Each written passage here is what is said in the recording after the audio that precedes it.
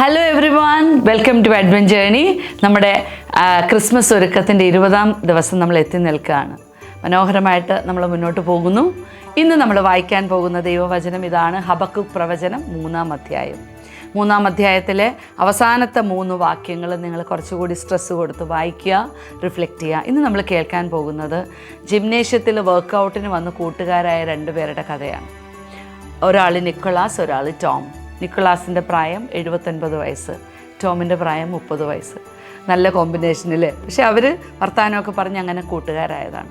ഒരു ദിവസം വരുമ്പോൾ ഈ ടോമിൻ്റെ മുഖമൊക്കെ വല്ലാണ്ട് വറീഡായ പോലെ തോന്നുന്നു. അപ്പോൾ നിക്കോളാസ് ചോദിച്ചു, എന്ത് പറ്റി? ടോം ഇങ്ങനെ പറയുമായിരുന്നു, എനിക്കിപ്പോൾ 30 വയസ്സായി. എൻ്റെ ലൈഫിൽ ഏതാ ഒരു നല്ല സമയം എന്ന് ചോദിച്ചാൽ എനിക്കത് പറയാൻ പറ്റുന്നില്ല. ഞാൻ നിക്കോളാസിൻ്റെയൊക്കെ പ്രായമാകുമ്പോൾ എങ്ങനെയാവുമോ എനിക്കത് ഓർക്കാൻ പോലും വയ്യ. പെട്ടെന്ന് ടോം ചോദിച്ചു, നിക്കോളാസ്, അങ്ങയുടെ ജീവിതത്തിൽ ഏറ്റവും നല്ല സമയം ഏതായിരുന്നു? നിക്കോളാസ് ഒന്ന് ചിരിച്ചിട്ട് പറഞ്ഞു, ഞാൻ ജനിച്ചത് ഓസ്ട്രിയയിലാണ്. എൻ്റെ പേരൻസിനോടൊപ്പം ഞാൻ ചെലവിട്ട എൻ്റെ ബാല്യകാലം എനിക്കൊരു നല്ല സമയമായിരുന്നു. അത് കഴിഞ്ഞ് ഞാൻ പഠിക്കാനായി സ്കൂളിലും കോളേജിലും ഒക്കെ പോയപ്പം ധാരാളം പുതിയ കാര്യങ്ങൾ ഞാൻ പഠിച്ചു, ധാരാളം കൂട്ടുകാരെ എനിക്ക് കിട്ടി. അതെൻ്റെ ജീവിതത്തിലെ നല്ല സമയമായിരുന്നു. അത് കഴിഞ്ഞ് തരക്കേടില്ലാത്തൊരു ജോലി എനിക്ക് കിട്ടി. ആ സമയം എനിക്ക് നല്ലതായിരുന്നു. ഞാൻ ആഗ്രഹിച്ചതുപോലൊരു നല്ല പാർട്ട്ണറെ എനിക്ക് കിട്ടി. എൻ്റെ മാരിറ്റൽ ലൈഫ്, അതും എനിക്കൊരു നല്ല സമയമായിരുന്നു. അങ്ങനെ ഇരിക്കുമ്പോഴാണ് സെക്കൻഡ് വേൾഡ് വാർ വന്നത്. ഞങ്ങൾ ഓസ്ട്രിയ വിട്ട് പോകേണ്ടതായിട്ട് വന്നു. ഞങ്ങൾ ഓസ്ട്രിയയിൽ നിന്ന് പുറപ്പെട്ട് ഒരു കപ്പലിലാണ് യാത്ര ചെയ്തത്. അമേരിക്കയായിരുന്നു ലക്ഷ്യം. ആ കപ്പൽ യാത്രയും ഞങ്ങൾ കാനഡയിലാണ് എത്തിച്ചേർന്നത്. അത് ഞങ്ങളുടെ ജീവിതത്തിലെ നല്ല സമയമായിരുന്നു. പുതിയ സ്ഥലത്ത് ഞങ്ങളുടെ ലൈഫ് സെറ്റ് ചെയ്യുന്ന ആ സമയവും നല്ലതായിരുന്നു. പിന്നീട് എനിക്ക് കുഞ്ഞുങ്ങളുണ്ടായി. ആ കുഞ്ഞുങ്ങളുണ്ടായതും അവരുടെ വളർച്ചയും എനിക്ക് നല്ല സമയമായിരുന്നു. മക്കൾ വളർന്നു, പഠിച്ച് സെറ്റിലായി, അവരൊക്കെ മാരീഡായി, അതും എനിക്ക് നല്ല സമയമായിരുന്നു. അത് കഴിഞ്ഞ് ഞാൻ ഗ്രാൻഡ് പേ ആയി, അത് നല്ല സമയം. ഇപ്പോൾ എനിക്ക് 79 വയസ്സ്. അത്യാവശ്യം തരക്കേടില്ലാത്തൊരു ആരോഗ്യസ്ഥിതിയിലാണ് ഞാനും എൻ്റെ ഭാര്യയും. ഞങ്ങളുടെ ഇടയിൽ ഉള്ള സ്നേഹം ഇപ്പോഴും നന്നായിട്ട് മുന്നോട്ട് പോകുന്നു. ഞങ്ങൾ ഹാപ്പിയാണ്. ഇതാണ് എൻ്റെ ലൈഫിലെ ഇപ്പോഴത്തെ ഏറ്റവും നല്ല സമയം. ഇത് ശ്വാസം അടക്കി പിടിച്ചാണ് ടോം ഇങ്ങനെ കേട്ടുകൊണ്ടിരുന്നത്, ഇങ്ങനെ കണ്ണൊക്കെ മിഴിച്ച്. പ്രിയമുള്ളവരെ, നമ്മളും ഇടയ്ക്കിങ്ങനെ ചിന്തിക്കാറില്ലേ, നല്ല സമയം ഇനി എപ്പോഴോ വരാൻ പോകുന്നൊരു സമയം. മാർപ്പാപ്പ പറയുന്നുണ്ട്, ഇന്നത്തെ വിശ്വാസികൾ ഒന്നുകിൽ ഇന്നലകളിൽ ജീവിക്കും, അതായത് ഇന്നലത്തെ കാര്യങ്ങൾ ഇങ്ങനെ ഓർത്തോർത്ത് സങ്കടപ്പെടും, അല്ലെ നാളെ ഓർത്ത് ആകുലപ്പെടും.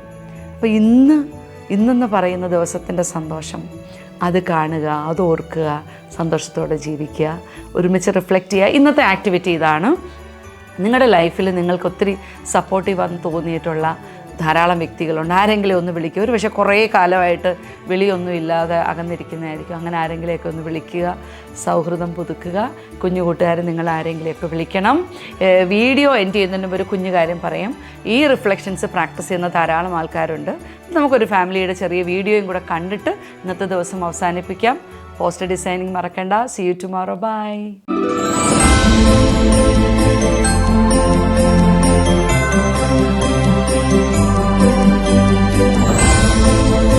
കഴിഞ്ഞ ദിവസത്തെ അഡ്വഞ്ചറിലെ നമ്മുടെ റിഫ്ലക്ഷൻ ഓർമ്മയുണ്ടോ? ഒരു ഹോണസ്റ്റിനെ കുറിച്ചിട്ടുള്ളത്. അതിനകത്ത് ദൈവവചനം ഏതായിരുന്നു? അതെ. അത് 2 ലേഡീസ് ഒരു ഡിസ്പ്യൂട്ട് ആയി വന്നതായിരുന്നു. ഒരു കൊച്ചിന്റെ പേരിലുള്ള ഒരു വാക്ക് വെക്കാം. അതിനകത്ത് നമ്മളൊരു രാജാവ് വിത്ത് കൊടുത്ത ഒരു കഥ കേട്ടിരുന്നു. ആർക്കെങ്കിലും ഓർമ്മയുണ്ടോ? എന്താണത്? ഒരു രാജാവ് എല്ലാവർക്കും സീറ്റ് കൊടുത്തു. അതിൽ ഒരാൾ മാത്രം സത്യം പറഞ്ഞു, എന്നിട്ട് ആൾക്ക് മാത്രം വിവാദം. അപ്പൊ നമ്മള് വചനം കേട്ടു, പിന്നെ അതിന്റെ ഒരു കഥ കേട്ടു, അതിനെ കുറിച്ച് നമ്മൾ റിഫ്ലക്ട് ചെയ്തു അല്ലെ? അപ്പൊ എന്താണ് ജോൺ എന്താ തോന്നിയത് ആ ഒരു കഥ കേട്ടപ്പോ? ഓക്കെ, ജോൺ എന്താ തോന്നിയത്? പല ആൾക്കാർക്കും സത്യം മാത്രമേ പറയാൻ എന്താണ് തോന്നിയത്? കള്ളം പറയാൻ ഓക്കെ. സാർക്ക് എന്താ തോന്നിയത്? സത്യം മാത്രം പറയണം. കാമലിന് എന്താ തോന്നിയത്? Very good. നമ്മൾ ഈ ഒരു ക്രിസ്മസ് സീസണിൽ ഒത്തിരി വിശേഷത്തോടെ കടന്നു പോകും.